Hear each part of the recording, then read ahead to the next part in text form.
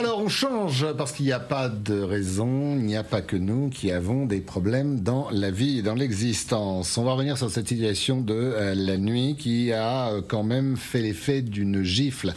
Dans le bureau ovale, abomination répugnante. Regardez le tacle nocturne d'Elon Musk contre le projet de loi budgétaire de Donald Trump. Un tweet qui en dit long sur l'état d'esprit de l'homme le plus riche du monde et sur sa déception de ne plus être la coqueluche du président. Dans un instant, on retrouve Olivier Lascar qui est avec nous, mais avant, retour sur une histoire d'amour qui décidément finit bien mal avec ce sujet magnifique signé Nancy Race.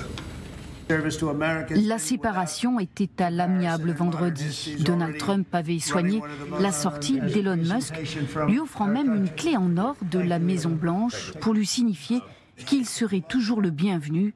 Et Elon Musk était reparti avec les remerciements du président des États-Unis.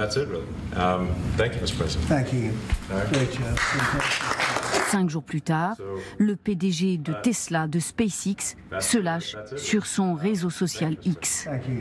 Je suis désolé, mais je n'en peux plus. Ce projet de loi budgétaire énorme, scandaleux et clientéliste est une abomination répugnante.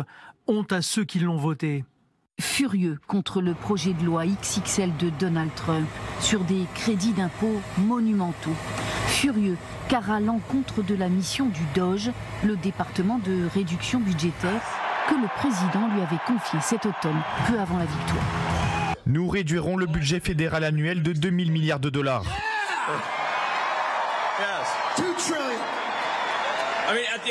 Vous êtes taxés. Toutes les dépenses du gouvernement sont des taxes.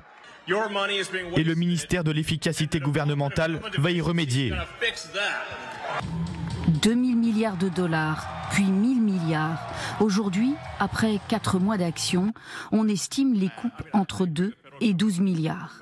Tout ça pour ça. Alors l'entrepreneur, qui se pensait l'éminence grise de Donald Trump, qui allait et venait dans le bureau ovale avec son fils de 4 ans, le génie, selon les mots du président américain, le génie est amer. Lui, qui avait misé 270 millions de dollars sur le candidat républicain. Lui, qui a sali sa propre réputation pour sa mission politique. Lui, dont Tesla, son entreprise phare, a perdu 1/3 de sa valeur boursière malgré le soutien affiché de Donald Trump. Elon Musk, congédié, désavoué, devenu le boulet politique du président, libère sa parole. Hier, à la suite de son message très critique, la Maison-Blanche a réagi. Le président connaît déjà la position d'Elon Musk. Cela ne change rien à la position du président, c'est une grande et belle loi et il s'y tient. Fâchés, pas sûrs, les deux hommes se respectent et pourraient encore avoir besoin l'un de l'autre. Grand merci à Nancy Race pour ce sujet. J'aime bien la chute de Nancy Race. Exceptionnel. Olivier Lascar, vous avez regardé, écouté ce sujet.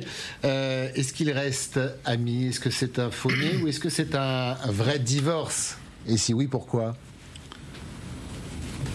Je pense qu'ils ont encore besoin l'un de l'autre. Elon Musk a rallié Donald Trump pour un calcul assez simple. Finalement, il a vu en Trump son partenaire idéal pour le projet spatial qui regarde en direction de Mars. On le sait maintenant, l'obsession d'Elon Musk depuis la création de SpaceX en 2002, c'est d'amener l'humanité sur Mars. Et Donald Trump, dès son discours d'investiture, a dit les États-Unis planteront le drapeau américain, enfin des États-Unis, sur le sol de Mars. Le problème, c'est que depuis 48 heures, ce scénario martien, il s'est pas mal grippé. Il y a eu un événement absolument déterminant durant le week-end. C'est le fait que Donald Trump a rétro-pédalé par rapport au choix du nouveau directeur de la NASA.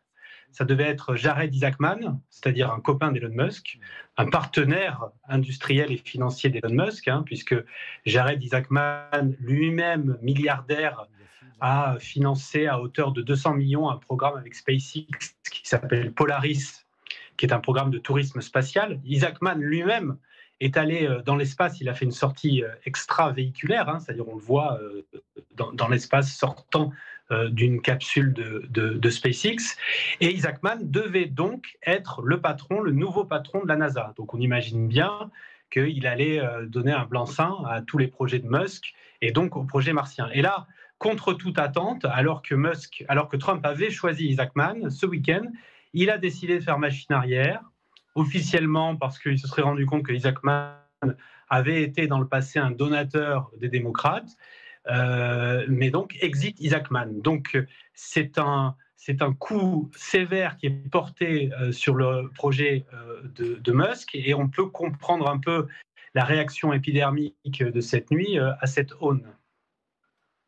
Vous restez avec nous, Olivier. Ce qui est intéressant quand même, c'est qu'on a le sentiment que c'est un désamour. Alors, ce qu'on a du mal à croire, c'est est-ce qu'ils le font exprès ou pas? Parce que les mots, quand même, je veux bien que ça vienne d'Elon Musk, mais une abomination répugnante en ce qui concerne le projet de loi budgétaire de Donald Trump. Et hier, Donald Trump en était très fier, indiquant comme il se doit que c'était le meilleur budget que les États-Unis aient jamais eu. Le projet de Musk, c'était libertarien, c'est celui de l'État minimum. Et c'est en ça que le fait qu'on les nommait au Doge pour les coupes, c'était ce qui correspondait exactement à ce qu'ils voulaient. C'est-à-dire, on fait des coupes claires dans les dépenses publiques. Et les autres entrepreneurs, les autres oligarques de la Silicon Valley qui se sont mis dans le sillage, étaient sur la même idée. Déréglementation, État minimum, etc. Ce qu'il faut voir, c'est que le Trumpisme, c'est une coalition. C'est une coalition entre, d'un côté, les libertariens, ces oligarques de la tech anti-réglementation tous azimuts, les nationaux populistes, dont Trump est la quintessence, et les conservateurs religieux, évangélistes ou catholiques ultra. C'est très difficile de maintenir tout ça ensemble. On l'avait vu déjà à propos de l'immigration, où quand Trump a commencé des mesures extrêmement drastiques pour interdire toute forme d'immigration aux États-Unis, Elon Musk était monté au créneau parce que lui, il veut faire venir drainer les meilleurs cerveaux, d'où que ce soit dans le monde, pour travailler à la grandeur de l'Amérique. Olivier Lascar, est-ce que Elon Musk essaye aussi de racheter ou de se racheter une conduite? Il en a besoin, conduite à proprement parler, puisqu'on voit que les résultats de Tesla sont pas très bons. Tesla avait beaucoup grimpé en bourse au lendemain de l'élection de Trump, mais s'est cassé la figure depuis. Là, les derniers chiffres des ventes en Chine sont mauvais. Donc, il doit montrer qu'il est finalement assez différent de Trump, parce que Trump est un boulet par rapport au projet commercial de Tesla, qui est censé être une voiture écolo qui fait du bien à la planète. Oui. Vera, votre analyse au-delà de la sortie, mais de cette désillusion où, en fin de compte, il y a eu une raison peut-être d'État entre tous les deux, et puis chacun s'est rendu compte que de rester ensemble devenait contre-productif. Moi, de début, j'étais assez dubitatif sur l'avenir de ce couple, parce que les deux hommes ont du caractère quand même assez spécial, et c'était quand même, dans pas mal de cas, c'était une alliance ad hoc. Chacun voulait utiliser l'un et l'autre, mais il n'y avait pas de vraie affinité, vrai amour, je dirais. Mais il y avait la coïncidence de certains intérêts et l'envie d'utiliser l'un et l'autre. Donc je suis pas du tout surprise que ça finisse comme ça, et peut-être que c'est pas la fin, parce qu'on a vu que Musk a commencé un peu à monter dans les émotions et accuser, critiquer. Peut-être elle va encore sortir des mots encore plus durs. Et comme ce sont deux émotifs, mon cher Xavier, ça pourrait mal se finir. Moi j'avais une question, c'est que il y a trop d'intérêts en commun, visiblement, en fait. Il y a trop d'intérêts en commun pour que ça se finisse mal. Alors déjà, pour compléter ce qui a été dit, il y a aussi un autre problème dans le budget de Trump, c'est qu'il n'y a plus du tout de crédit d'impôt pour les véhicules électriques. Alors évidemment, ça pour Tesla, c'est franchement pas un avantage. De même, Musk espérait vendre son système Starlink à la FAA pour le contrôle aérien de tous les aéroports américains. Ça a été refusé parce que il a déjà tout l'espace et la NASA. Le système par satellite n'a pas été jugé. Peut-être que Trump s'est rendu compte que Elon Musk avait entre ses mains un pouvoir considérable. Rien ne peut voler missile ou satellite mais aux États-Unis. Mais de toute façon, les deux hommes ont besoin l'un de l'autre dans les deux sens pour la conquête spatiale, quoi qu'il arrive, puisque même si Musk n'a pas réussi à mettre son homme à la tête de la NASA, il reste lié à la NASA pour envoyer les satellites, et Trump a besoin de lui. Pour ça, les deux sont tenus, en fait, d'un point de vue économique. Colonel, votre analyse sur ce divorce, prononcé, assumé, affiché. Alors, on a quasiment tout dit. Moi, je vais faire de la macro-politique. Très concrètement, moi, je connais 3 chefs d'État. Et je sais que le chef d'État, lorsqu'il arrive aux affaires, il est tout enthousiaste par la campagne, etc. Il amène les gens avec lui et en général, il n'y reste jamais. Jamais. Mais Mitterrand, à partir de 83, tout explose. Jacques Chirac, même chose. Et Sarkozy, élu sur une campagne de droite, il fait venir 12 collaborateurs de gauche. Donc le problème, il y a toujours une adaptation des gens qui sont près du président. Pourquoi ? Parce qu'un président, il ne veut pas voir à côté de lui le gars qu'il a vu transpirer. Vous voyez ce que je veux dire ? Et donc, cette montée au pouvoir, c'est pas la même chose. Donc, c'est pas les mêmes personnes qui assument le pouvoir par rapport à ceux qui l'accompagnent pendant le pouvoir. Et donc, il y a une coupure qui est extrêmement douloureuse. Et en général, celui qui paye, c'est celui qui est accompagné. Le chef, il fait la part des choses. Et c'est toujours comme ça. Donc, et je pense qu'aujourd'hui, très concrètement, Musk, avec ses exagérations, il a accéléré un processus. Parce qu'en général, on est viré au bout d'un an. On fait au moins semblant. Mais il avait un CDD, de toute façon. C'était 130 jours. Et de par la loi américaine, ça ne pouvait pas être plus. Autrement, il devait passer devant le Sénat. Rappelez-vous, Orsena ou Debré, etc., avec Mitterrand, ils sont restés un an et demi.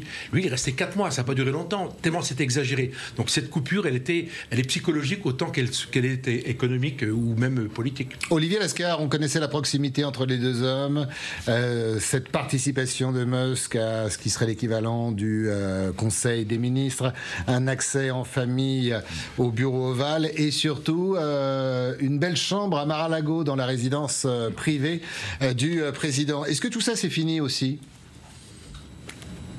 Non, je crois pas, parce que Trump sait que le tempérament de Musk s'accompagne de ce type de foucade. Il faut aussi juger ce tweet au regard du récent papier qui est sorti dans le New York Times il y a quelques jours aussi, et qui parle de l'usage effréné que ferait Musk des drogues. Et Twitter, désormais X, est un instrument qui flatte la pulsion. Et ce genre de tweet qu'on dégaine, vous savez, on dit il faut tourner 7 fois sa langue dans sa bouche avant de parler. Sur Twitter, ce réflexe, il est aboli. Donc Musk est coutumier de ce genre de sortie au chalumeau, et il fera machine arrière peu de temps après. Il reviendra vers Trump.